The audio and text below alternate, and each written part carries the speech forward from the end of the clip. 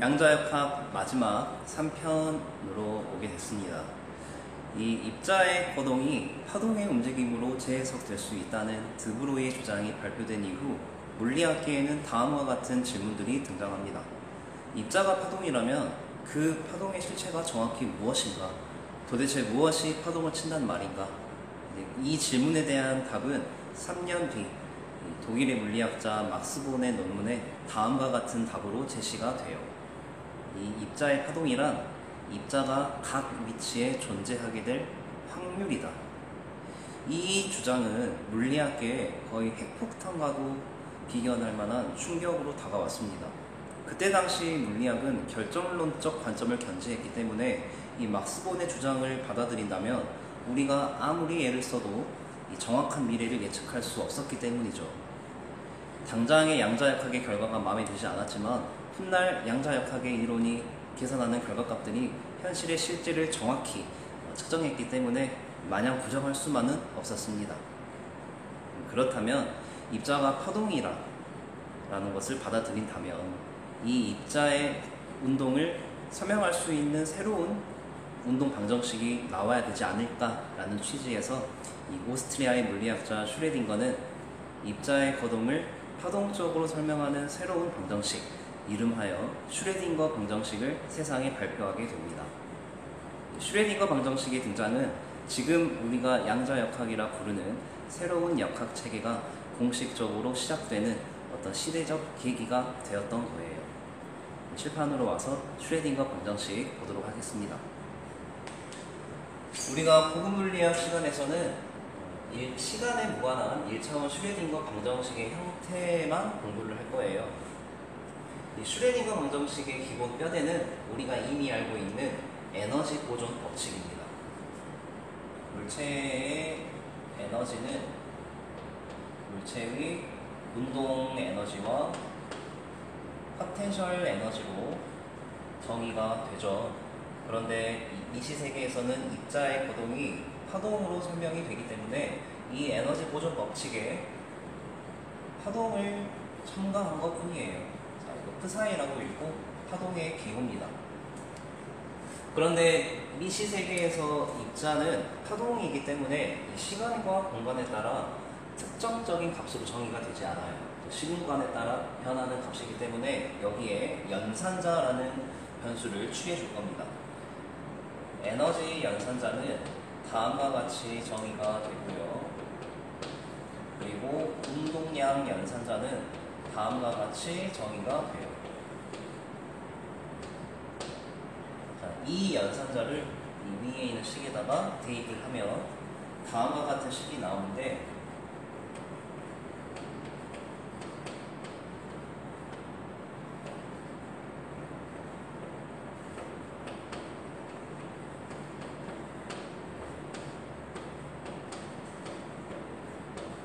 이게 바로 슈레딩거 방정식입니다. 근데 우리가 고급물리학 시간에 다루게 될 슈레딩거 방정식은 시간에 무관하기 때문에 이 시간항이 상수가 되어서 그냥 그대로 우리는 이렇게 쓸 거예요. 에너지 값에다가 파동함수 프사이를 표현할 거고, 그리고 자, 얘는 운동량, 운동 에너지 항은 그대로 이렇게 표현할 거고, 1차원이기 때문에 변수를 x로만 기술할 겁니다. 포텐셜 에너지도 1차원 상에서만 정의가 될 거고. 자, 이런 식으로 정의된 방정식을 우리는 시간에 무관한 1차원 슈레딩거 방정식이라고 해요. 이 방정식을 이용해서 자유입자의 파동함수를 계산해 보겠습니다. 자유입자는 누군가로부터 구속되지 않는 자유롭게 움직이는 입자이기 때문에 포텐셜 에너지가 0으로 정의가 되는 상황이에요. 그러면 이 슈레딩거 방정식을 이용하면 자유입자의 총 에너지와 자유입자의 파동함수는 자유입자의 운동 에너지 파동항으로만 정의가 되겠죠. 포텐셜 에너지가 0이기 때문에 이 포텐셜 항은 0이 됩니다.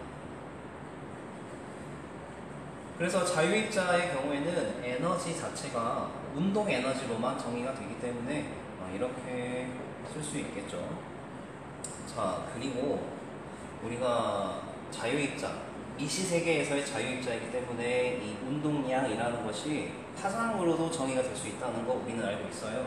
이 드브로이의 관계식에 따라서 이 운동량이라는 것은 입자의 파장 그리고 플랑크 상수 이런 관계로 정의가 되었었죠. 자, 이거를 이렇게 표현해 보겠습니다. 2파이분의 플랑크 상수, 그 다음에 람다분의 2파이. 여기에서 2파이분의 플랑크 상수를 우리는 앞으로 하라고 표현할 거고, 이 파장분의 2파이는 각파수 K라고 정의했었던 거 우리가 파동단원에서 공부했습니다. 따라서 입자의 운동량은 하바 K로 정의가 돼요. 자, 그러면 이 입자의 총 에너지는 EM 하바 K의 제곱이 됩니다. 자, 이제 이거를 여기다가 대입을 하면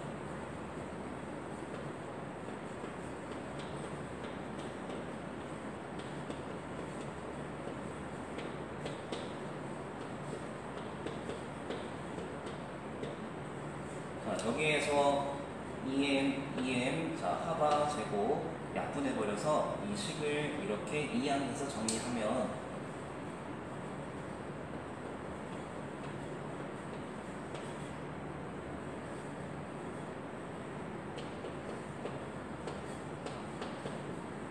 다음과 같은 2차 미분 방정식이 나옵니다. 이 파동 방정식의 해는 다음과 같은 형태로 나오거든요.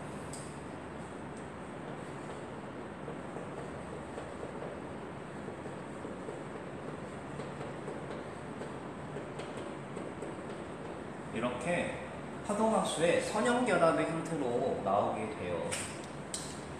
이게 의미하는 게 무엇인지 우리가 물리학적으로 얘기하는 게 중요합니다. 두 파동함수의 선형결합, 여기에서 이 파동함은 오른쪽으로 움직이는 파동이라는 뜻이고, 여기에 있는 항은 왼쪽으로 움직이는 자유입자, 파동함수라는 거예요. 선형결합으로 구성이 되어 있죠.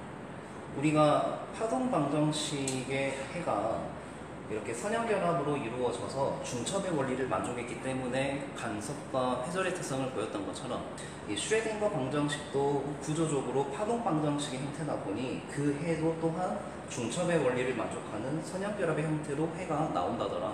즉, 이 자유입자, 미시세계에서의 입자는 파동의 특성, 간섭과 회절을 보일 수 있는 중첩의 원리가 전제되어 있다는 것을 여러분이 이 결과를 토대로 알 수 있으면 되겠습니다.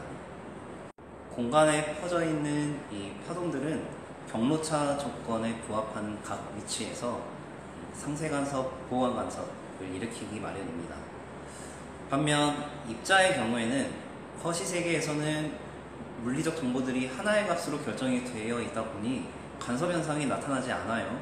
반면 미시세계의 입자의 경우에는 이 파동처럼, 이 확률적 형태의 파동처럼 입자들이 행동하기 때문에 이 경로차 조건에 부합하는 위치에서 간섭을 일으키기 마련입니다. 따라서 미시세계의 입자들의 역학을 분석하기 위해서 굉장히 중요한 정보는 바로 확률이에요. 입자의 위치에 대한 확률은 이 파동함수의 제곱으로 표현이 돼요.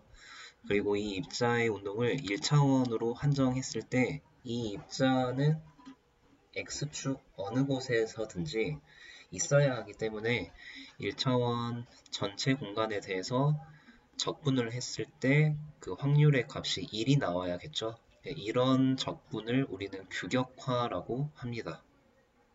우리가 전 시간에 공부했었던 이 불확정성 원리를 방금 공부했던 자유입자의 파동함수로 다시 한번 확인해 볼 수 있는 그 상황 설명하도록 하겠습니다. 일단 오른쪽 방향으로만 움직이는 자유입자의 파동함수를 정의할게요. 오른쪽 방향으로 움직이기 때문에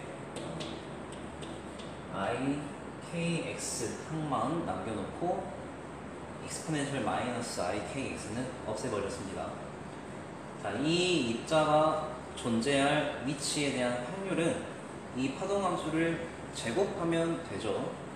그런데 이 복소수의 제곱은 켤레곱을 해야 되기 때문에 다음과 같이 정의가 됩니다.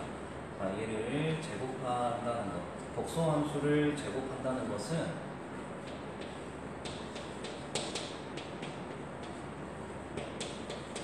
익스포넨셜의 마이너스 ikx 승을 곱하는 것과 같아요. 따라서 이거를 곱하게 되면 이치에 대해 존재할 확률이 상수값으로 정의가 됩니다. 자, 이것을 이치에 따른 확률값의 그래프로 표현하면 다음과 같이 y축 값이 a제곱이라는 상수함수가 나오게 되는데, 이게 의미하는 것은 이 입자의 위치의 확정도가 굉장히 무한대, 불확정도가 무한대에 있다는 것을 의미해요. 자, 이 입자, 자유입자의 위치 불확정도가 무한대에 가깝다. 여러분, 왜 이 자유입자의 위치가 하나의 값으로 정의가 되지 않을까? 이거는 불확정성 원리로 설명할 수 있는 거죠. 이 불확정성 원리에 따르면 위치 불확정도와 운동량 불확정도가 완벽히 0이 나오지 않고 어떤 값에 보다 크다라는 것으로 정의가 되기 때문에 이 위치 불확정도가 무한대라는 것은 운동량 불확정도가 0에 가깝다는 것을 의미합니다. 그 말은 이 경우는 운동량의 값이 하나의 값으로 정의되었다는 것을 의미하는 거예요. 어디에 그런 정보가 나타나느냐? 바로 여기에 있죠. K. 여러분, K. 이거는 아까 우리가 살펴봤던 이 자유입자의 운동량 P는 하바 K로 정의가 된다고 했었죠. K가 정의된다는 것은 이 K 값의 플랑크 상수 하바값을 곱해서 운동량의 값이 하나로 정의됐다는 것을 의미합니다. 자, 이게 운동량의 불확정도가 0이다. 운동량의 값이 하나로 결정되었기 때문에 위치 불확정도가 무한대로 확률적인 형태로 퍼져 있을 수밖에 없다라는 것을 의미하는 거예요.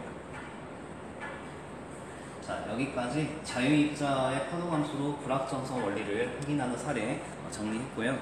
네, 1차원 무한 포텐셜에서의 입자의 파동함수와 에너지를 정의하겠습니다. 이 그래프를 보시면 입자의 위치에 따른 포텐셜 상황을 볼 수 있는 그래프예요.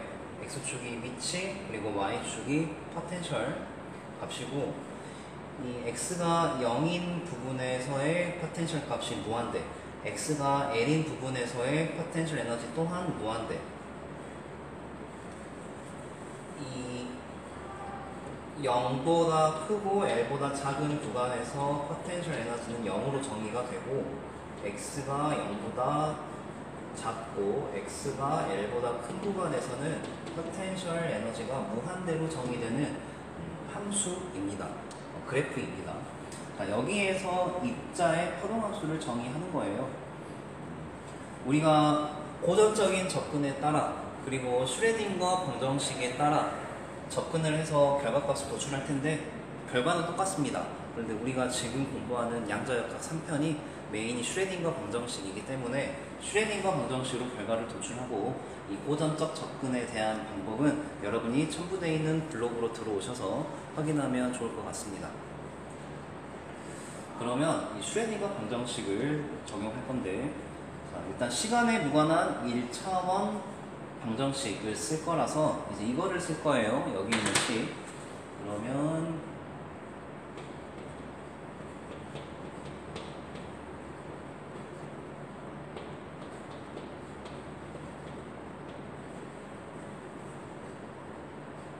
이렇게 쓰고, 입자가 있을 수 있는 구간은 이 0과 L 사이겠죠. 0과 L 사이에 입자가 있을 수 있지, 0보다 작은 구간, L보다 큰 구간에서는 포텐셜이 거의 무한대로 정의가 되다 보니 입자가 있을 수 없습니다.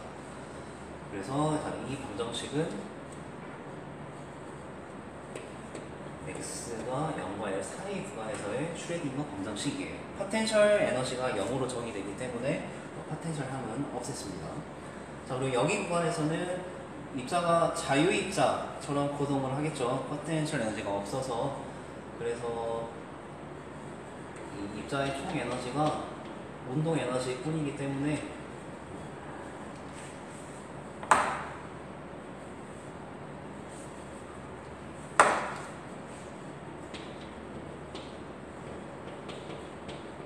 이렇게 정의가 되어서 이거를 여기에다가 대입해가지고 이 식을 정리하면 아까와 같은 방정식이 나오겠네요. 이 방정식.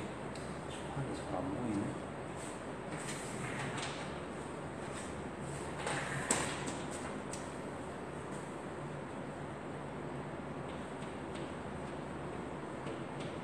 자, 위치에 대한 2차 편미분 함수 그리고 K제곱 코사인은 0. 아까 이 파동 방정식의 해를 이제 익스포넨셜 함수로 표현을 했는데 오일러 방정식을 이용해서 오일러 방정식은 이걸 이렇게 정의가 돼요. 익스포넨셜의 지수를 삼각함수로 표현하는 거거든요.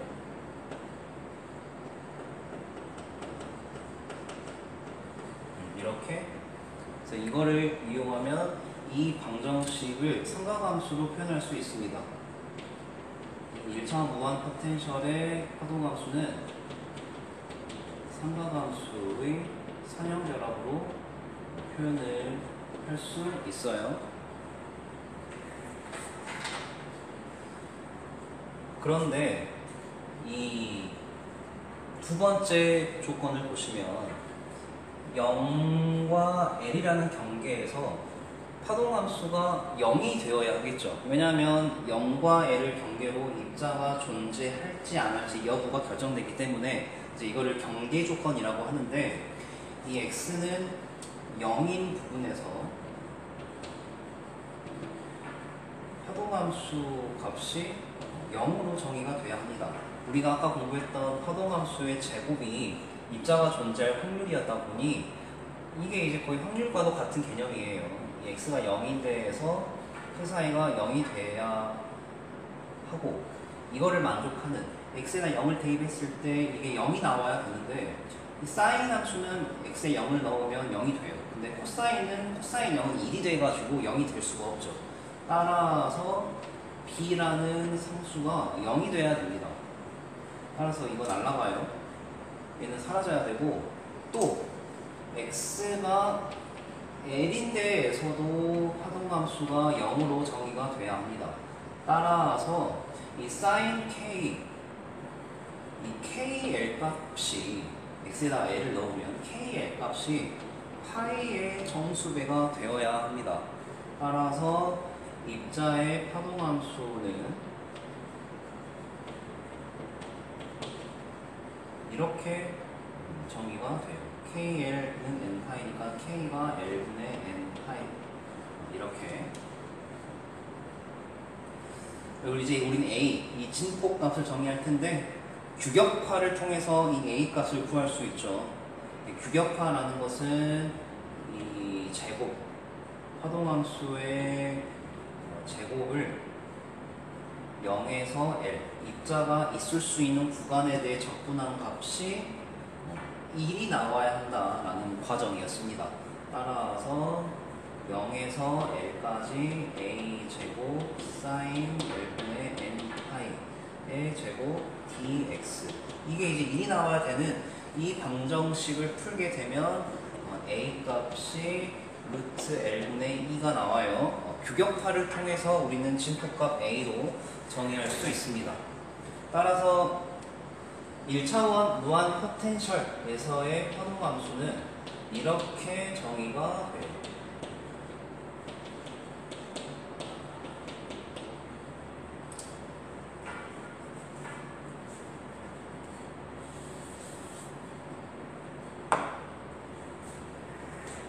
그러면 이제 운동량과 에너지를 정의하겠습니다.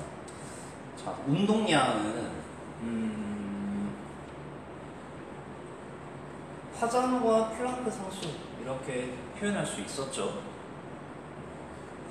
파장값을 정의해야겠네요. 일단은 이 자유입자가 갖는 파동의 종류가 일단 파장이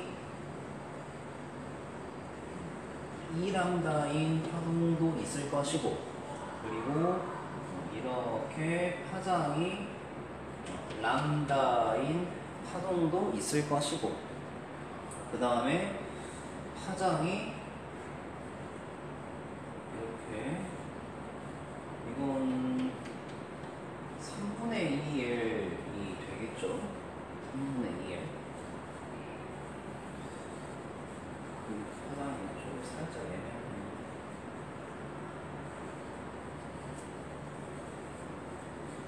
규칙이 어떻게 나오냐면, 자, 1일 때, 양자수가 1일 때는 1, 그 다음에 양자수가 2일 때는 2L분의 2, 그리고 양자수가 3일 때는 3분의 2L.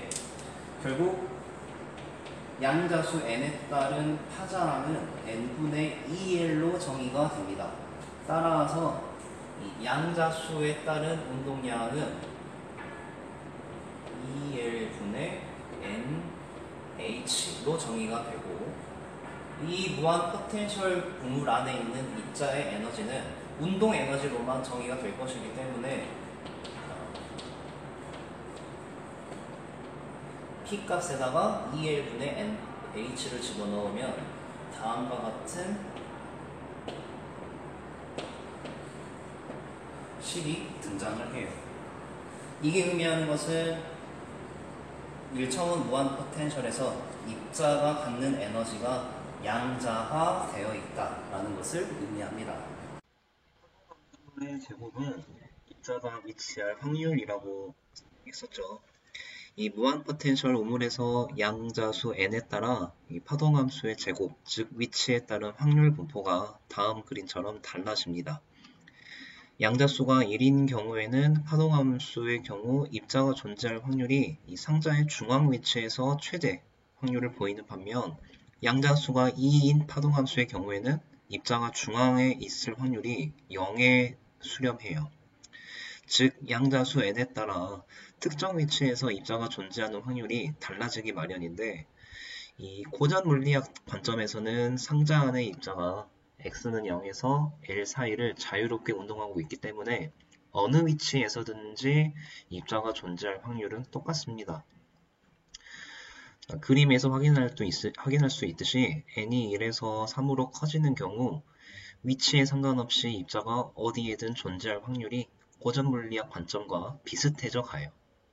이처럼 양자수가 더 커진다면 고전 물리학에서의 결과와 일치할 거고, 이처럼 양자수가 큰 경우 양자역학적인 결과와 고전 물리학적인 결과가 동일해지는데 이를 대응 원리라고 부릅니다. 여러분이 생명과학 시간에 공부했었을 이 DNA라는 개념이 양자역학에서 비롯되었다라는 사실을 아셨으면 좋겠습니다. 슈레딩거는 생명에 대한 어떤 암호라는 게 양자역학의 법칙을 따르는 일부 분자 안에 있는 것이다 라고 생각을 했어요. 이 아인슈타인이 물리학의 무대에서 에테르를 추방했듯이 슈레딩거는 이 생물학의 무대에서 생명력이라는 모호한 개념이 사라지기를 원했습니다. 그는 이 생명이란 거대한 미스테리의 해답을 양자역학에서 찾겠다라는 원대한 포부를 밝힘으로써 전후 세대 과학자들에게 지대한 영향을 미치게 되죠. 그러나 안타깝게도 그때 당시의 과학 그리고 기술 수준으로는 슈레딩거의 주장을 검증하기엔 턱없이 모자랐습니다. 시간이 흐르고 흘러 미국의 제임스 왓슨, 영국의 프랜시스 트릭은 이 슈레딩거의 논문을 읽고 깊은 감명을 받아 자신들이 그 분자를 찾아보겠다라고 마음을 먹게 되죠. 그들에게 있어 핵심 무기는 바로 초단파 X선 결정학이었습니다. 이 가시광선의 경우에는 파장의 길이가 분자 크기보다 훨씬 컸기 때문에 분해능이 떨어졌어요. 가시광선으로 분자를 본다는 건 마치 투박한 장갑을 끼고 나뭇잎의 미세한 표면 돌기를 느껴보고자 하는 이치와 같았습니다. 그들에게 있어 핵심 무기는 바로 초단파 X선 결정학이었죠. 이 X선의 파장은 분자 크기이기 때문에 이 생체 분자 결정의 X선을 쪼이게 되면 이 X선이 산란이 되고 이 산란되는 패턴으로 분자 내부의 원자 구조를 충분히 볼 수가 있었습니다. 이 능숙한 양자 물리학자들은 산란되는 X선의 패턴 여러 개만 보고도 그 원자가 어떤 각도로 결합이 되었는지까지조차 짐작했다고 합니다. 이 아이들이 레고 블록을 조립해서 장난감을 만들듯이 이 양자 물리학자들은 X선의 산란 패턴을 토대로 원자의 결합을 구성하고 이를 토대로 복잡한 분자 구조를 재현할 수 있게 되었죠. 이런 과정을 토대로 이 왓슨과 크릭은 이 생명을 구성하는 세포 안에 DNA라는 핵심 분자가 있고 이 핵심 분자 안에 바로 생명에 대한 암호, 유전 정보가 담겨 있음을 알아냅니다. 그들은 이 생명의 기본 단계인 번식이 분자 단계에서 일어나고 있음을 알게 된 최초의 과학자들이에요. 보통 양자 역학이랑 자주 등장하는 키워드, 슈레딩거 고양이였을 텐데요. 이 슈레딩거 고양이가 갖는 역사적 의의가 무엇이었는지 간략하게 알려드릴까 합니다. 이 초창기에 양자 물리학자들이 주장했던 관찰자 효과를 고전 물리학자들은 이해하기도 어려웠고 인정하지도 못했어요. 이 입자들이 관찰하기 전에는 파동처럼 행동하다가 관찰하고 나면 마치 입자가 어떤 인지 능력이 있는 것 마냥 입자처럼 행동한다라는 사실이 그들에게는 받아들이기 너무 힘들었던 사실이었습니다. 그들에게는 이 너무나도 작은 세계를 관찰하다 보니 필연적으로 따라오는 관찰 장비의 측정 한계, 그리고 관찰자의 감각적인 한계에서 비롯된 문제다라고 여겼을 뿐이에요. 그런데 훗날 이런 관찰자 효과에서 기인했던 양자 역학이 너무나도 실제의 각들을 잘 예측하다 보니 받아들일 수밖에 없었고, 기세가 등등해진 양자 물리학자들은 이 덴마크 코펜하겐에 모여 솔베이 회의 내에 다음과 같은 선언을 하게 되죠. 이 시세계의 입자란 여러 상태가 확률적으로 중첩된 파동함수라서 이 관찰이 시작이 되면 파동함수의 붕괴가 시작이 되고 단 하나의 상태로 결정이 된다. 비유하자면 이 파동이 시공간을 조화롭게 진행하듯이 입자 또한 시공간에 펼쳐져서 존재한다. 이 시공간을 조화롭게 퍼져가는 음악의 선율처럼 입자 역시 파동으로서 행동하기 때문에 사방에서 들려오는 소리처럼 입자 또한 동시에 여러 곳에서 나타날 수 있다는 거죠. 그러다가 이 음악 소리가 귀에 걸려 넘어지는 것처럼 입자 또한 관찰이 시작이 되면 단 하나의 상태로 붕괴가 된다라는 식으로 그들은 설명을 했습니다. 분쟁은 일단 소강되었습니다. 그럴 수 있었던 건 고전 물리학자들이 다루는 거시세계, 양자 물리학자들이 다루는 미시세계에 간에는 모종의 높은 턱 같은 것이 있어서 이 서로가 분리되는 독립적인 영역으로 간주가 되었었거든요. 그런데 이런 평화는 오래가지 않았습니다. 바로 슈레딩거 때문에요. 이 슈레딩거는 고양이 사유실험을 통해서 이 거시세계와 미시세계를 나누는 모종의 높은 턱 같은 것은 없고, 이 미시세계에서의 일이 거시세계에서의 큰 영향을 미칠 수 있음을 시사를 하거든요. 이 사유실험은 다음과 같습니다. 보이지 않는 상자 안에 고양이, 그리고 독가스가 담겨있는 유리병, 그리고 50%의 확률로 알파 입자를 방출시키는 가속기. 이 알파 입자 가속기는 50%의 확률로 알파 입자를 방출하고, 알파 입자가 방출되는 경우에는 이 독가스가 담긴 유리병이 깨지며 고양이가 죽게 됩니다. 반면 50%의 확률로 알파 입자가 방출되지 않으면 고양이는 안전하게 있겠죠. 1시간 후에 이 뚜껑을 열어볼 예정인데, 문제는 뚜껑을 열어보기 직전이에요. 거시세계의 물리학자들의 입장은 고양이가 죽어있거나 살아있을 확률이 50%이다. 관찰자가 확인을 하든 안 하든 고양이의 운명은 바뀌지 않는다라는 당연한 대답을 합니다. 이제 기대되는 건 양자 물리학자들의 대답이죠. 그들은 혼란스러워요. 왜냐하면 바로 알파 입자 때문이죠. 이 알파 입자는 미시 입자이기 때문에 이 미시 입자는 양자 물리학자들에 따르면 관찰자의 관측 여부에 따라서 상태가 결정되는, 즉 파동함수가 붕괴되는 역학을 따르거든요. 따라서 관측하기 전까지는 확률적으로 중첩되어 있는 파동함수로 존재하기 때문에 양자 물리학자들은 다음과 같이 대답을 합니다. 고양이는 죽어있거나 살아있을 확률이 중첩되어 있는, 살아있는 고양이와 죽어있는 고양이가 중첩되어서 존재할 것이다 라는 다소 엉뚱한 대답을 해요. 그러나 대답이 바보 같아 들릴지라도 차후에 나오는 여러 실험 결과들이 그 바보 같은 말들로 범벅이 된 양자역학이 모두 다 정확히 설명이 되기 때문에 시대의 흐름은 양자역학자들에게 손을 들어주기 마련입니다. 자, 이런 양자역학의 위대함을 강조하는 한 실험 물리학자, 한 이론 물리학자가 한 유명한 말이 있죠. 바로 입 닥치고 그냥 계산이나 해라. 이제 양자역학의 터널링을 공부하는 단계까지 왔습니다. 거시 세계에서는 일어나지 않을 절대 불가능한 일이 양자 세계에서는 빈번히 발생하거든요. 그 대표적인 게 바로 터널링인데요. 예를 들어서 30줄이라는 총 에너지를 가지는 입자가 중력 포텐셜 에너지 50줄에 함의되는 이 장벽을 통과한다라고 가정을 합시다. 그러면 이 30줄만큼의 운동의 총 에너지를 가지는 입자가 50줄만큼의 중력 포텐셜 에너지를 가지고 있는 장벽을 뚫고 갈 수 있을까요? 만약 그게 가능하다면 포텐셜 에너지가 50줄, 총 에너지가 30줄인 입자, 그러면 포텐셜 에너지가 50줄이기 때문에 그 입자의 운동 에너지는 마이너스 20줄이 되어야 총 에너지가 30줄로 맞춰질 거예요. 일단 역학에서는 에너지가 총 값이 보존돼야 되기 때문에. 그렇지만 여기에서 모순이 발생하죠. 운동 에너지는 절대 음수값을 가질 수 없습니다. 따라서 30줄만큼의 총 에너지를 가지는 입자는 절대 50줄만큼의 중력 포텐셜 에너지를 가지고 있는 장벽을 뚫고 갈 수 없어요. 하지만 그런 일이 양자 세계에서는 가능하다는 겁니다. 그게 바로 터널링 현상인데요. 칠판으로 와서 설명 들어보도록 합시다.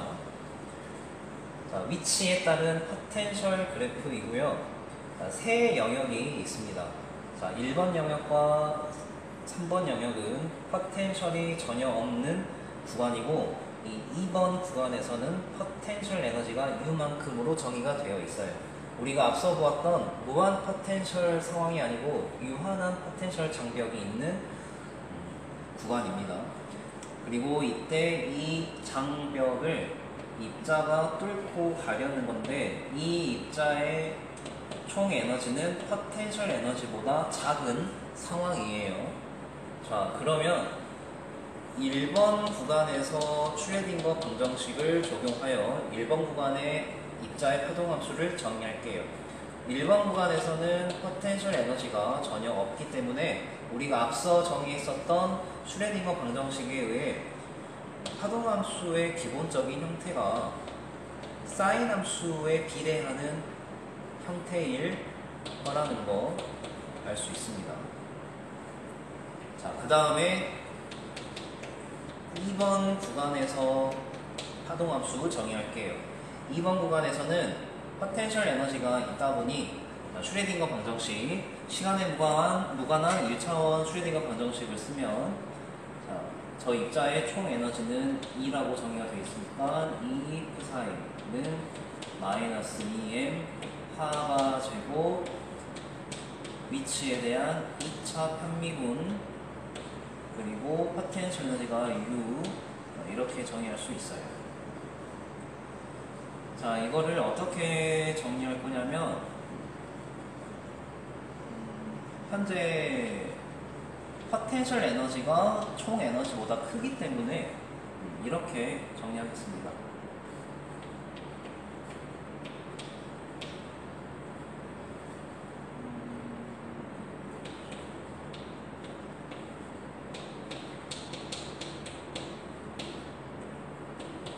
자, 이렇게 정의할 수 있고, 이 값을 알파 제곱이라고 치환을 할게요.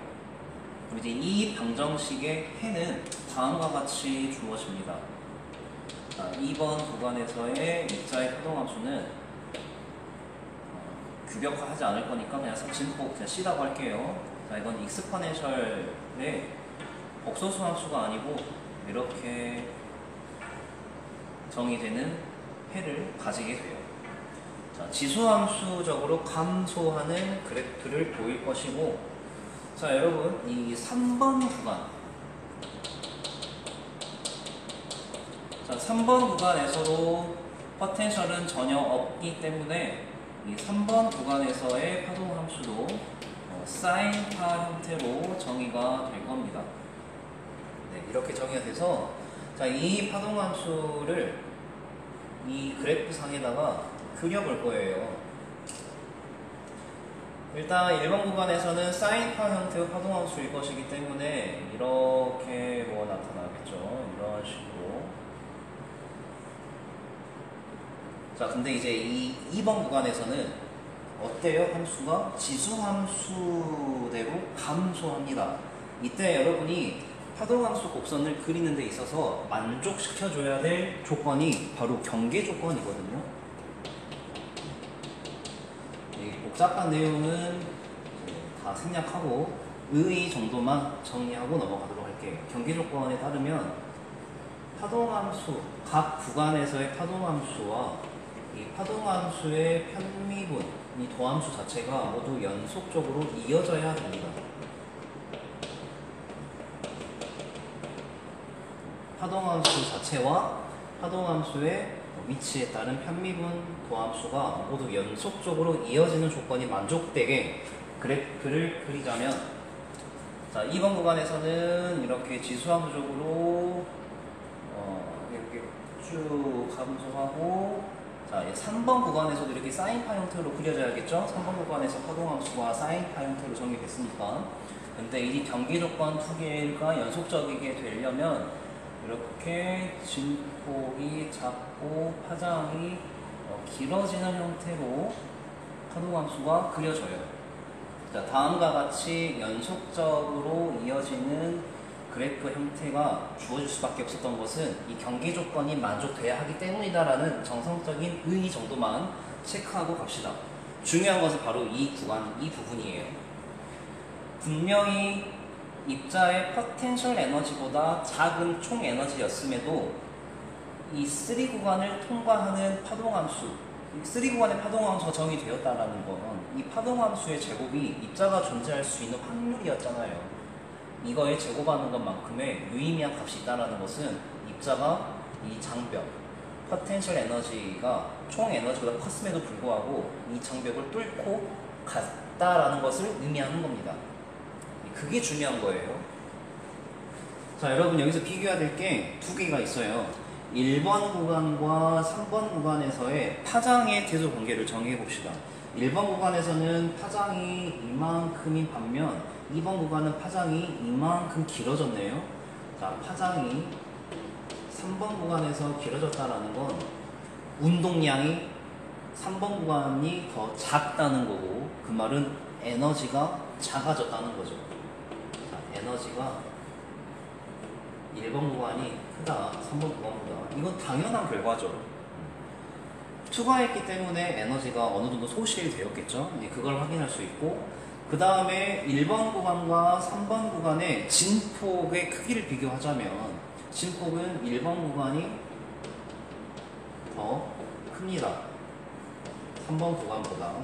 그 이유는 여러분 진폭의 제곱이 바로 입자가 존재할 확률이었잖아요. 1번 구간에 입자가 존재할 확률이 3번 구간의 확률보다 크다는 걸 의미하는데, 이건 당연한 말이죠. 당연히 뚫고 가긴 하겠다마는 뚫고 갈 확률은 여기에 있을 확률보다 더 낮을 거니까 그거를 의미하는 정보라는 걸 기억하시기 바랍니다. 어찌됐든 결론적으로 이 양자 세계에서는 자신의 에너지보다 훨씬 큰 이 포텐셜 장벽을 뚫고 갈 수 있는 여지가 있다는 거예요. 여러분, 오늘 추천해드릴 노래는 러브홀릭스의 버터플라이라는 노래인데요. 아무리 가능성이 낮은 희박한 일일지라도 우리가 상상할 수 있는 일이라면 그것은 일어날 수 있는 범주 안에 속해 있는 거다. 이는 물리학적으로도 증명된 사실입니다. 양자역학의 터널링은 우리에게 분명히 다음과 같은 메시지를 시사해요. 절대 넘을 수 없는 벽이 우리 앞에 놓여 있을지라도 그 벽의 반대편으로 넘어갈 수 있는 확률은 완전히 0은 아니라고. 아무리 희박한 확률이지만 무한히 시도하면 기적은 일어날 수밖에 없다고. 오늘도 물리를 통해 인생을 배웁니다.